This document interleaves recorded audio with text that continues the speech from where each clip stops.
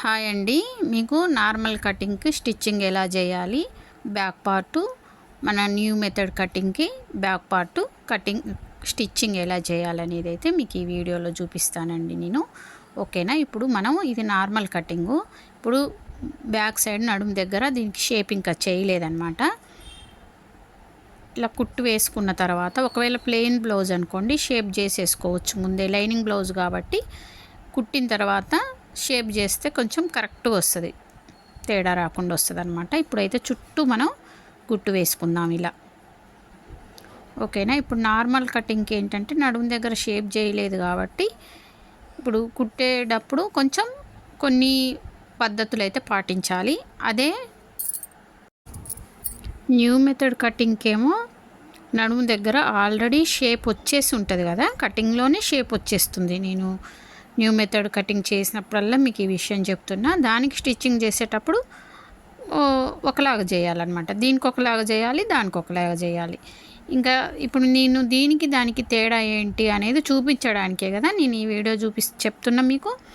అయితే ఇప్పుడు చూడండి, మొత్తం కుట్టు వేసుకున్న తర్వాత ఇప్పుడు మనకి డాట్లు ఉన్నాయి కదా, ఈ డాట్లు ఇచ్చిన తర్వాత షేప్ చేసుకుందాం. అంటే నార్మల్ కటింగు న్యూ మెథడ్ కటింగ్కి ఏంటి తేడా చూడండి, అలా షేప్ చేసుకోవాలి. అదే న్యూ మెథడ్ అనుకోండి, ఆ షేప్ అనేది మన కటింగ్లోనే వస్తుంది. అప్పుడు మనము స్టిచ్చింగ్ చేసేటప్పుడు చాలా జాగ్రత్తగా చేయాలి న్యూ మెథడ్ అయితే. ఇప్పుడు చూడండి, ఇక్కడ చాలామంది ఏంటంటే బ్యాక్ పార్ట్లో డాటు చాలా సన్నగా వేస్తారు. వదిలేటప్పుడు కటింగ్ చేసేటప్పుడు 1 ఇంచ్ ఎక్స్ట్రా తీసుకుంటారు, కానీ ఒక 1 ఇంచ్ అయితే కుట్టట్లేదు, సన్నగా కుడతారు చాలామంది. ఇప్పుడు చూడండి, సిల్కీ క్లాత్ అయితే ఇక్కడ మీకు టిప్ చూపిస్తున్నా చూడండి. ఇట్లా ఫస్ట్ ఒక కుట్టు వేసుకోండి. ఇట్లా కుట్టు వేసుకున్న తర్వాత సిల్కీ క్లాత్ ఏంటంటే ఆ క్లాత్ అసలు ఆ డాట్లో పడదు.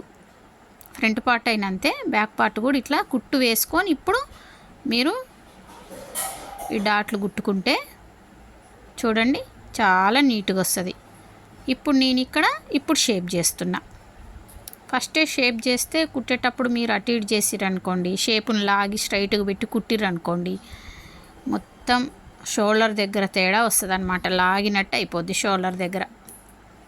మళ్ళీ ఇక్కడ ఒక దూరపు కుట్టు వేసేసుకోండి.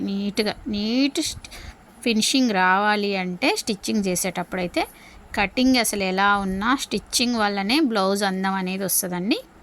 ఓకేనా. ఇప్పుడు చూడండి, ఇట్లా ఇది పక్కకు పెడుతున్నా. ఇప్పుడు మీకు ఇది న్యూ మెథడ్ కటింగ్ చూడండి.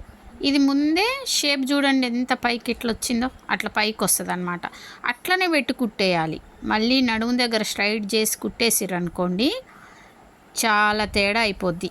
మళ్ళీ షోల్డర్ దగ్గర పక్కకు వచ్చేస్తుంది మొత్తం. ఇప్పుడు చూడండి, ఇది ఉండడమే ఇట్లుంటుంది. ఇది కటింగ్లోనే. ఇది న్యూ మెథడ్ అంటే పేపర్కి సెట్టింగ్ చేసుకునే కటింగ్ ఉంది కదా, న్యూ మెథడ్ కటింగ్. ఇది షోల్డర్ వైపు కాకుండా నెక్ వైపే మనం మైనస్ చేస్తాం. డీప్ నెక్ను బట్టి ఎంత మైనస్ చేయాలో అంత మైనస్ చేసే కటింగు. ఎవరైనా కొత్త వాళ్ళు వీడియో చూస్తుంటే వాళ్ళకి అస్సలు అర్థం కాదండి. ఒకసారి వీడియోలోకి వెళ్ళి మన ఛానల్లోకి వెళ్ళి కటింగ్ వీడియోస్ చూడండి, ఎవరైనా చూడని వాళ్ళు ఉంటే. ఓకేనా. డైరెక్ట్ అయితే అర్థం కాదు, వీడియోస్ ఫాలో అయ్యే వాళ్ళకైతే అర్థమైద్ది. ఇప్పుడు చూడండి, దీన్ని కూడా సేమ్ దానిలాగే చుట్టూ కుట్టుకుంటున్నా. ఇది రావడమే ఒక రకంగా వస్తుందండి. షేప్ అనేది ఒకలాగుంటుంది. ఇది ఫిట్టింగ్ కూడా అంతే ఉంటుందండి. సూపర్ ఫిట్టింగ్ వస్తుంది ఇదైతే. అది కూడా వస్తుంది, కాకపోతే చిన్న చిన్న మార్పులు చేసుకుంటే. టైం లేనప్పుడు ఆ కటింగ్ చేసుకోండి, టైం ఉన్నప్పుడు ఈ కటింగ్ చేసుకోండి. ఇప్పుడు చూడండి, కుట్టు వేసేటప్పుడు మీరు అలా టెన్షన్ మందం కుట్టు వేస్తే మళ్ళీ రెండోసారి మళ్ళీ మనం కుట్టు వేస్తాం కదా హ్యాండ్స్ వేసేటప్పుడు, అలాంటి కుట్లు వేసేటప్పుడు అదే కుట్టు మీద కనుక మీరు వేస్తే బ్లౌజ్ అనేది నీట్గా ఉంటుంది. ఒకసారి ఒక దగ్గర కుట్టు, ఒకసారి ఒక దగ్గర కుట్టు కాకుండా మీరు ఇప్పుడు ఎక్కడ కుట్టు వేసారో రెండోసారి కూడా అక్కడే కుట్టు వచ్చింది అనుకోండి, బ్లౌజ్ అనేది నీట్గా ఉంటుంది. కుట్లన్నీ వెనక్కి తిప్పి చూస్తే గలీజ్గా లేకుండా కుట్లు నీట్గా ఉంటాయి. ఇప్పుడు చూడండి, ఇక్కడ కూడా డాట్లు ఇస్తున్నాం. ఇప్పుడు దీంట్లో ఏంటంటే ఆల్రెడీ ఫస్టే షేప్ ఉంది కదా, మీకు ఇప్పుడు నేను డాట్ వేసినాక చూపిస్తా. స్ట్రైట్గా వచ్చేస్తుంది అనమాట. ఫస్ట్ కుట్టేటప్పుడు ఎట్లుంది, పైకి ఉంది షేపు చూపించాను కదా ఇందాక. ఇది చూడండి, ఇప్పుడు చూడండి స్ట్రైట్ వచ్చేసింది. ఇట్లా స్ట్రైట్ వచ్చేస్తుంది. అది ఈ కటింగ్కి ఆ కటింగ్కి తేడా. అప్పుడు మీకు ఏమైందంటే డాట్ వేసినప్పుడు షోల్డర్ పక్కకు వస్తుంది కదా, ఆ షోల్డర్ అనేది పక్కకు వచ్చినప్పుడు జరుగుద్ది అనమాట. ఇప్పుడు చంక కింద క్లాత్ అనేది కిందికి వచ్చేస్తుంది. ఆ కిందికి వచ్చిందంతా కట్ అయిపోయింది అనమాట. ఇప్పుడు కట్ అయిపోయింది కాబట్టి ఈ కటింగ్లో నీట్ ఫినిషింగ్ అనేది వస్తుంది.